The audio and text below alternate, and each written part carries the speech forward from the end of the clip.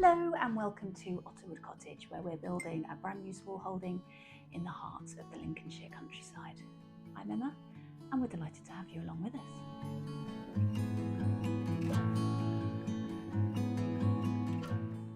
It's early Saturday afternoon, we're coming towards the end of our week off and I'm just sitting down and having a cup of tea and taking stock of what we achieved, so I thought it would be a fantastic time to bring you along, let you know what we've managed to get done this week, what's still to do. We've got a couple of days left with the bank holiday Monday, and of course, as is always the case, the list will still not be finished even by the end of Monday. We've had a really good week. The weather has been against us a little bit, with the exception of one day on Wednesday when we had fabulous weather. It has been fairly cold, but more importantly incredibly windy, and we've been working against the wind, battling against that whilst we've been outside, which has made life a little trickier than it needed to be. Nevertheless, we have got plenty done, and at least we got the polytunnel up before the wind really started. So we have, as you saw in the previous video, finished the polytunnel, and if you saw my short, I've also managed to get the peppers, aubergines and a couple of the cucumbers planted out into the polytunnel. That has allowed us to have a reshuffle in here, which I'll show you in a moment. We did unfortunately suffer a couple of losses in the polytunnel. It was so frustrating. We did everything right. We checked 3 different weather apps. They all showed no temperatures overnight of less than 5 degrees.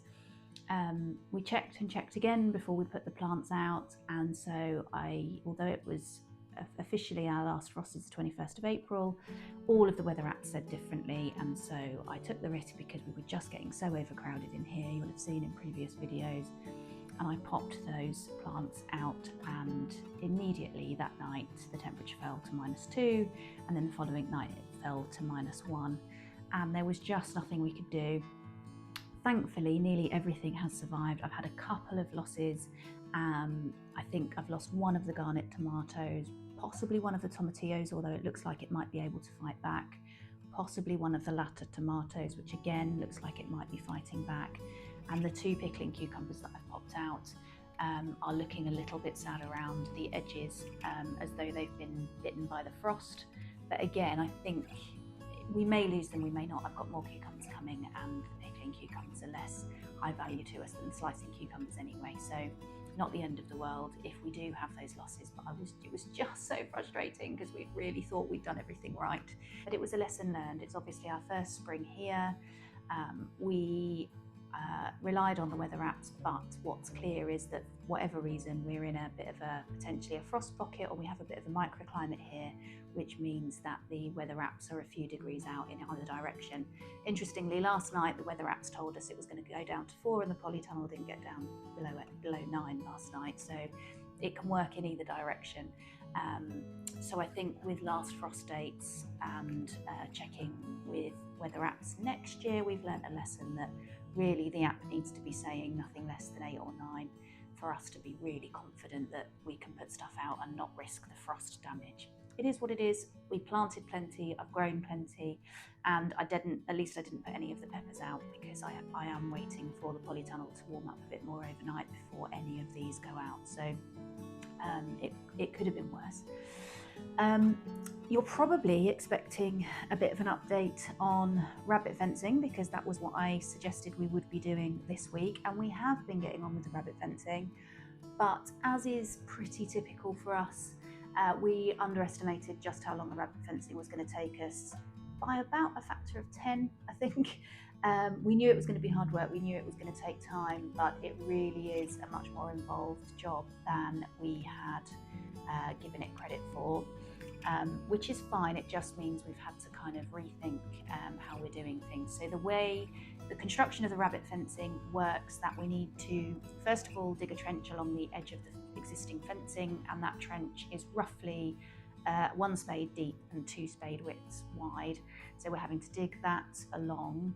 Then we unfurl the 25 metres of mesh fencing, and that has to kind of unbend itself because it's really tricky to work with whilst it's trying to curl back on itself. So we unfurl that, and then we're putting that along the fence and in an L shape at the bottom, so that the intention is that the rabbits can't dig down or across. So it's going approximately 15 centimetres down, approximately 15 centimetres across under the land, and then we're using the heavy duty stapler gun to attach that, and each time you're having to stretch the fence as best you can. Now, it's not the tautest fence in the world, it doesn't need to be the tightest fence in the world, it's there to stop rabbits, not anything else.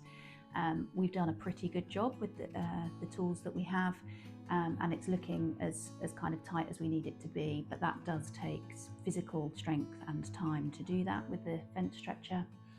Then we're backfilling the trench with the soil that we had dug out previously, and then we're wheelbarrowing the wood chip from across the other side of the property back to the fencing to kind of do a top layer of wood chip over the top. So we are managing to do in one full day, one 25-metre roll of fencing, and there are 18 to do in total all the way around the property.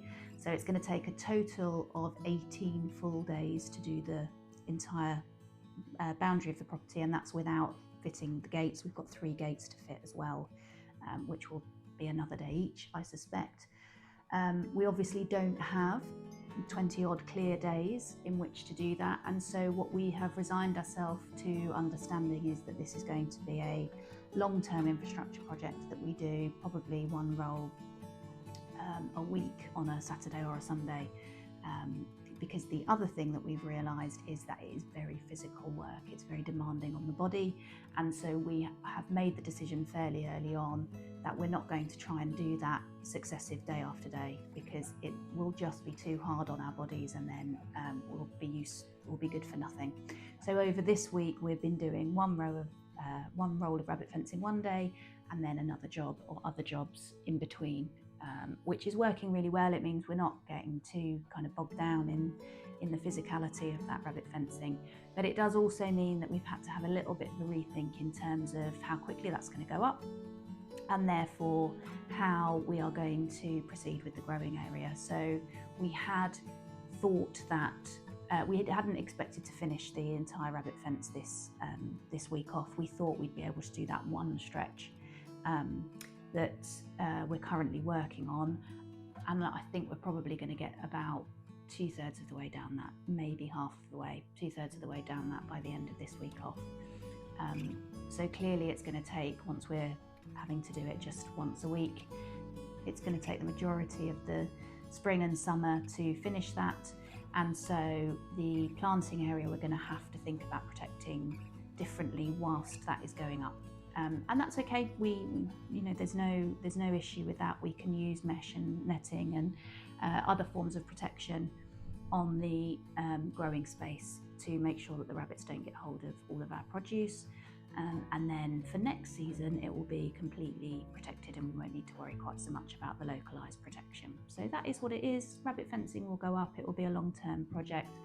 It also means that other things we thought we were going to have time for over various weekends may need to just slow down, but we're at peace with that. These things happen, they take longer than you think. We don't have any machinery on the property, we're doing it all by hand and barrow, and so we're not being too hard on ourselves. It will happen when it happens, and we've got all the materials for it. We know how long it takes now to do one roll, and so that's going to work quite well. So on the in-between days, we have been able to get lots of other things done. The guinea pigs have got a brand new fantastic run, which they are enjoying and are doing a wonderful job of stripping back the grass. At the moment, I've got them working along the fence edge where I am going to be planting our peas and beans, and they are munching away a good section of that every day. Loving life on the Smallholding with all the grass that's available to them. So they're doing a fantastic job, and already they have eaten along one edge of that fence, which has allowed me to put in a narrow bed along that fence, and I've already planted the first direct sowing of peas into that, which I've covered with some spare plastic mesh that we had from the leftover from the fruit cage. So first lot of peas have gone in. I'm going to be succession sowing peas and our Greek gigantes and our emergo runner beans, both of which are large beaned tall growers, which I'm going to be growing for saving as dried beans, not as fresh beans. So they're going to go all along that edge, and they should grow up the fence that exists there, and then as they get taller than that fence, we'll be able to cable tie some uprights to take them further up so that they can grow taller. So I'm really hoping that that works. What I did realise as I was putting that bed in is that the bottom rung of that fencing is in direct contact with the compost that I've put along there, which in the long term wouldn't be good for it. So if that does work out this year, we will scrape that compost back, put some damp-proof membrane across that piece of wood and keep that as a permanent bed. But we're just going to test and see if it works well this year, and that row of wood should be absolutely fine for the one year. You can probably hear in the background that the mower is going. That's Mr. H doing mowing. Now, he spent the one lovely day we had, which was Wednesday, where we had absolutely glorious sunshine. He spent the entire day mowing between the trees. So the woodland that we've planted, as you know, needs lots of protection from the grass around it competing with it. And the grass was starting to get really quite long. And so he spent the full day walking up and down mowing in between the woodland. His watch registered over 15 miles of mowing that day, which was quite a feat. He's done an absolutely incredible job.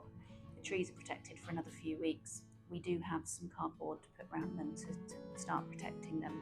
Now, I think somebody's probably going to say to me, 1.5 acres with a hand mower is bats, why are you doing that? But the reality is that even if we had machinery and equipment on the land, we would still be having to hand mow in between those trees, because no ride-on mower or equipment is going to get between the trees. There isn't enough space. It would be too awkward to try and negotiate around them, and you'd be knocking trees down left, right and centre. So our reality is that that 1.5 acres of woodland is going to need to be hand mown until such time as the trees are big enough to start to shade out the grass beneath it. We knew that going in. We knew that we were taking on a big project. We have a responsibility to those trees, we have a responsibility to the Woodland Trust, and we have a responsibility to what we're doing here on the land. So we're happy to do that.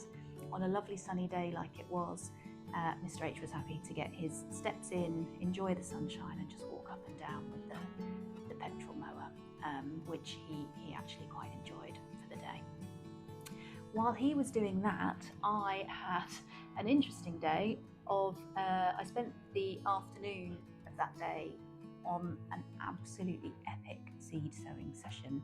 I sowed over 50 varieties of seeds, and I planted them into some really tiny seed trays that I've got that are for creating plug plants. You know the plug plants, if you order them from online and you get the really tiny little plugs that come.